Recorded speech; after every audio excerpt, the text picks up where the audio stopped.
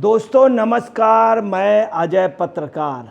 देखिए, अभी तक एक रोना था कि ईवीएम में खराबी है, ईवीएम के जरिए इलेक्शन जीता जाता है, पूरे सब एक हो गए थे। अब ये था कि ईवीएम में गड़बड़ी हुई, फिर ये हुआ कि ईवीएम के लिए उसके मिलान होना चाहिए, सुप्रीम कोर्ट ने भी कह दिया था। फिर इन्होंने इलेक्शन कमीशन पे आरोप लगाया। अब बहुत साफ ईसी ने कह दिया है कि किसी भी सूरत में ओटीपी चुनाव आयोग ने मना कर दिया है।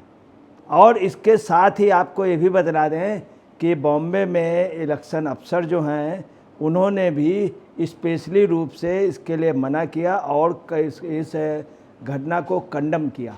आपको बता दें, एक न्यूज़पेपर मिड डे ने जानबूझ करके इस तरह की न्यूज़ दी। वो भी इंडी गठबंधन के कुछ लोगों ने मिड डे को गलत ढंग से गाइड किया, जिस पे दी। इसके तहत उनके ऊपर आईपीसी की 498, 505 धाराएं लगा दी गई हैं और बाकायदे केस रजिस्टर्ड कर दिया गया। आप देखिए कि अमित मालवीय जी ने भी ट्वीट किया है कि the RO has issued a notice to Mid Day the newspaper for spreading misinformation about the EVM and creating doubts in the Indian electoral system. There is no OTP on mobile phone to unlocking EVM as it is non-programmable and has no wireless communication capabilities. ये इसके अलावा आपको बता रहे हैं कि बाकायदे election commission ने भी नोटिस इस पर दे दिया है। और ये सारी खबर जो अभी तक जो छप रहा था, ख़ास तौर से राहुल गांधी, सुप्रिया सीनेत, अखिलेश यादव, तमाम लोग आज समझ लीजिए ये रोना रो रहे हैं। और इलेक्शन के पहले जब काउंटिंग होनी थी, इसके पहले भी इन लोगों ने, परंतु ये जीत गए, तब इन्होंने नहीं कहा, इसके बाद फिर शुरू हो गए। तो कहना नहीं चाहिए, ये इन लोगों को एक ऐसा बुखार हो गया नज़ला जो झटके दे के आता रहता है। बिल्कुल ये पूछे, इन लोगों ने मीनिया बना लिया है इसका, जबकि ये लोग कई जगह जीते भी। उसके बावजूद ताजुब है कि अखिलेश यादव ये नहीं कहा जब जीतने लगे कि बेईमानी हो रही है, तब उन्होंने नहीं कहा। अब ये एक नए सिरे से आ गए। इन सब को करारा झटका लगा इलेक्शन कमीशन ने जिस तरह से बताया। अच्छा, सब कुछ जो है वो सामने भी आ गया। आपको ये भी बता दें कि मुंबई में नॉर्थ वेस्ट लोकसभा सीट में इस तरह की अफवाहें उड़ाई गई योजनाबद्ध तरीके। चुनाव आयोग ने उसका जवाब भी दे दिया, उस पेपर पे मुकदमा भी दायर कर दिया। इसके अलावा और भी धाराएं लगी हैं, संगीन धाराएं, और उन्होंने कहा ओटीपी की ज़रूरत नहीं है। मिड डे अखबार को मानहानि और झूठी खबर के फैलाने के लिए भारतीय दंड संहिता की धारा 499, 505 के तहत नोटिस जारी हो गया है और उनके लिए वारंट भी इशू हो रहा है। आपको बता दें, नॉन वैल्यूएबल वारंट होगा इस पे इन लोगों को, और ऑलरेडी ये चार्जशीटेड हो जाएंगे। मतदान अधिकारी ने कहा है कि ईवीएम एक स्वतंत्र उपकरण है जिसका सिस्टम के बाहर की इकाइयों के साथ कोई वायर्ड या वायरलेस कनेक्टिविटी नहीं है। आपको ताजुब की बात बता दें, ये चीज़ बहुत पहले क्लियर था, आईआईटी के तमाम इंजीनियर्स ने भी बोला था। इसके अलावा इंटरनेशनल लेवल पे कि इसका वायरलेस से या कोई कनेक्टिविटी बाहर के उससे नहीं हो सकती, कोई प्रश्न ही नहीं उठता। दूसरी बात है, बहुत बड़े बड़े साइंटिस्ट, बहुत बड़े बड़े दिमाग इसमें लगे थे। अगर ऐसा कुछ होता तो जॉर्ज सोरोस वगैरह बाहर के लोग, एलन मस्क भी इंटरेस्ट लेने लगे थे। तो ये सब लोग कहीं ना कहीं पूरे दुनिया में एक माहौल बना देते हैं, मगर इन लोगों ने अफवाह उड़ाई, कोई भी इसका एविडेंस नहीं दे पाया।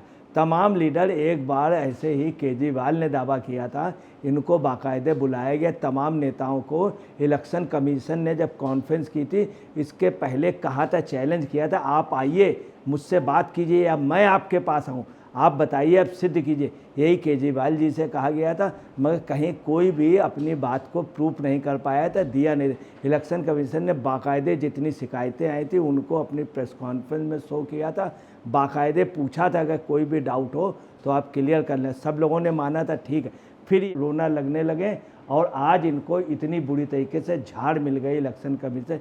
यही नहीं, आप देखिए इलेक्शन कमीशन वास्तव में ये पोजीशन है कि 2014 में यही पोजीशन है, 2019 में विपक्ष की जो स्थिति थी, इनके नेता तक बनने की, विपक्ष के नेता तक बनने की हैसियत नहीं थी, इनके सांसद इतने कम थे, परंतु इन लोगों को झटके दे करके इसका रोना इन लोगों का हमेशा रहा है, इस चीज़ के झटके आते रहे। इधर आपको बताना है सबसे ज़्यादा राहुल गांधी जी का, सबसे ज़्यादा राहुल गांधी जी जो प्रधानमंत्री बनने का ख्वाब देखते थे, और वो भी नेता नहीं चुने गए विपक्ष के, ना ही प्रधानमंत्री पद में इनका नाम चला। अब ये अपना श्रेय किस पे लगा रहे हैं, ईवीएम पे लगा रहे हैं। इलेक्शन कमीशन ने भी कह दिया था कि अब ईवीएम का काम ख़त्म हो गया, ईवीएम अपने बक्से में चली गई और उसको आप लोग जितनी गालियां दे सकते थे दे चुके। अब 5 साल के लिए वो अपने बक्से में चले गए। उन्होंने भी यही बात बोली। अब देखिए क्या कह रहे हैं राहुल गांधी जी। राहुल गांधी जी कह रहे हैं भारत में ईवीएम एक ब्लैक बॉक्स है। ताज्जुब की बात है, इनको उसकी पूजा करनी चाहिए। वायनाड में ये जीते उसी के बल पे, और अमेठी में जीते इसी ईवीएम के बल पे। और ये ईवीएम ये नहीं लाए थे, ईवीएम स्वयं कांग्रेस गवर्नमेंट लाई थी। इनके पिताजी ईवीएम लाए थे, वो पूर्णतः विश्वास करते थे। राजीव गांधी ने कभी भी ईवीएम का विरोध नहीं किया, कभी भी रिकॉर्ड है, उन्होंने विरोध नहीं किया, परंतु ये विरोध कर रहे हैं। भारत में ईवीएम एक ब्लैक बॉक्स है। इससे बड़ी बात क्या होगी कि जो लाए थे उनके उसमें आप कह रहे हैं ब्लैक बॉक्स है।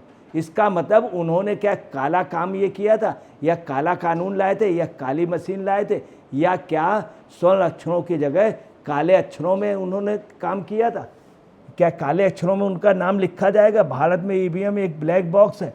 ये सही बात पूछा जाए, ये राजीव गांधी जी की तौहीन राहुल गांधी कर रहे हैं। उनके लाए हुए उपकरण को कल को ये कह सकते हैं कांग्रेस भी एक ब्लैक पार्टी है या ब्लैक लिस्टेड हो गई, ये भी कह सकते हैं। और आपको बताना है कि सर्वोपरि लोकतंत्र है। लोकतंत्र जिससे चलता है सिर्फ इन ईवीएम मशीन, इनको ब्लैक बॉक्स कह रहे हैं। दूसरा आगे क्या कह रहे हैं, और किसी को भी उनकी जांच करने की अनुमति नहीं है। और किसी को उनकी जांच करने क्या आपको मिलेगी? आप क्या हैं, इंजीनियर हैं, या बहुत बड़े डॉक्टर हैं, या वर्ल्ड के बहुत बड़े टॉपर रहे हों, या बहुत बड़े राजनीतिक नेता रहे हों, आपकी पर्सनल क्या, आप जो कुछ जाने जाते हैं नेहरू परिवार और राजीव जी की वजह से जाने। आप कह रहे हैं कि उनकी जांच करने की अनुमति नहीं। पूरी अनुमति मिली है। इलेक्शन कमीशन ने कई बार इनके अधिकारियों सबको बुलाया, खुद गए, परंतु इन लोगों ने सामने जांच भी की, इन्होंने अपने विशेषज्ञ भेजे, कहीं कुछ नहीं पाए। आपने देखो इतने आरोप लग रहे हैं, कोई प्रूफ नहीं दे पाए। हमारी चुनावी प्रक्रिया में पारदर्शिता को लेकर गंभीर चिंताएं जताई जा रही हैं। हमारी चुनावी प्रक्रिया में पारदर्शिता को लेकर गंभीर चिंता है। इस लोकतंत्र अम्बेडकर जी की वजह से जिंदा है। संविधान सभा में जहाँ पे महात्मा गांधी वगैरह सब लोग थे वो लाए। ये कह रहे हैं कि इस लोकतंत्र में चुनावी प्रक्रिया में पारदर्शिता को लेकर गंभीर चिंता जताई जाए। ये सिर्फ हिंदुस्तान की पूरे दुनिया में बदनामी करने, बाहर कहा भी है, इन्होंने खुद कहा है राहुल जी ने कि वहाँ पे अब लोकतंत्र जिंदा नहीं रह गया और आज़ादी नहीं प्रेस को, ये सब इन्होंने बाहर कहा इस तरह। अब ये भारत की इस तरह से बदनामी कर रहे हैं। हमारी चुनावी प्रक्रिया पारदर्शिता को लेकर गंभीर चिंताएं जताई जा रही ताकि विदेशी लोग भारत के प्रति धारणाएं गलत रखें। यही नहीं, और आगे क्या है, जब संस्थाओं में जवाबदेही की कमी होती है तो लोकतंत्र एक दिखावा बन जाता है। जवाबदेही की आप स्वयं अपने जवाब नहीं दे पाए। 2014 में आप क्या करते रहे, क्यों नहीं सत्ता पे आ गए? 2019 में क्या करते रहे आप, क्यों नहीं आ पाए? 2024 में क्यों नहीं आ पाए? इसके पहले इससे ज़्यादा बुरी बात क्या होगी, जब राजीव गांधी की शहादत हुई, एक्सपायर हो गए, तब भी आप नहीं आ पाए सत्ता में। उसके बाद नहीं आ पाए। आप क्यों नहीं आ पाए? मनमोहन सिंह जी से पहले आप आना चाहते थे, बाद में आपकी मम्मी ने भरोसा नहीं किया। बसवंत तिवारा भी मनमोहन सिंह को लाना चाहती थी। आगे क्या कह रहे हैं, लोकतंत्र का एक दिखावा बन जाता है और धोखाधड़ी की संभावना बढ़ जाती। ये भी बता रहे हैं, और धोखाधड़ी की संभावना बढ़ जाती। तो भैया ये आप ईवीएम नहीं लाना चाहिए था आपको, आप ही ईवीएम लेकर के आए। ये आज इनको बहुत तगड़ा झटका लगा, चूँकि इनका काम यही है सिर्फ प्रोपेगेंडा, पब्लिसिटी, अफवाहें फैलाना। जितने इनके मामले थे सब यही। अब ये गारंटी नहीं हो गए, आप समझ लीजिए गारंटी की जगह इनकी मैच्योरिटी समाप्त हो रही है। अब देखिए, आप वैसे मनमोहन जी के उसमें चले गए थे, आप अजय माकन को लेकर के कागज जा करके फाड़ करके एक नौटंकी कर रहे हैं। इस पे नहीं आप मनमोहन सिंह जी के समय जब 10 साल उनकी सरकार चली, नरसिंहा राव जी चली, ईवीएम बंद करा देते, तब नहीं। आप जब हारे तो बेईमानी हो रही है। इसके पहले भी आप अभी काउंटिंग में 2024 में आप कह रहे थे बेईमानी हुई है, ईवीएम की घोषणा न की जाए इलेक्शन। जब आपकी सीटें निकलने लगी तो आप बोले नहीं बेईमानी नहीं हुई, तब ठीक हुई। तो आपको एक्चुअली में कहना नहीं चाहिए, एक मीडिया टाइप का हो गया। और मैं आपको क्लियर कर दूं, इस पे इलेक्शन कमीशन ने स्पष्ट किया है, नोटिस भी आज जारी की, जिसमें कहा है ईवीएम को अनलॉक करने के लिए मोबाइल फ़ोन पर कोई ओटीपी नहीं चाहिए। स्पष्ट उन्होंने कहा इलेक्शन कमीशन ने। ये भी उन्होंने कहा है क्योंकि यह प्रोग्राम करने योग्य नहीं है। दूसरा कहा है और इसमें कोई वायरलेस संचार नहीं है। एक अखबार ने झूठ फैलाया है मिड डे ने, जिसका इस्तेमाल कुछ नेताओं ने झूठी कहानी गढ़ने के लिए कहा है। इससे बड़ी बात क्या होगी, इलेक्शन कमीशन ने इतना स्पष्ट रूप से कह दिया है।